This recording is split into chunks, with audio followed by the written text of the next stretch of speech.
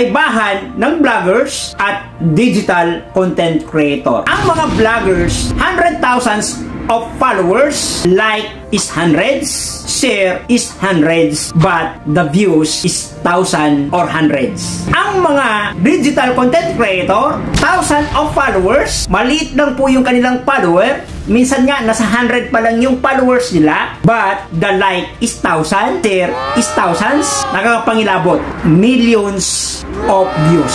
Ano nga ba ang kadahilanan? Dahil po ang kaibahan, ang mga vloggers ay gumagawa sila ng content na hindi sang-ayon sa nangyayari. Anong sample? Kumakain sila ng mga pagkain na hindi karapat-dapat o hindi pwede ipakita sa social media dahil pwede gayahin ng mga kabataan natin. Katulad ni Boy Tapang, kumakain ng mga tay, mga insekto na hindi dapat ipakita sa social media dahil po pwede gayahin ng mga bata at pwede nila ikamatay. Ang mga digital content creator ay gumagawa ng mga content, ilalabas nila sa social media ang kanilang talino. Kung ito ay gagayahin ng mga kabataan, pwede nila ikayaman.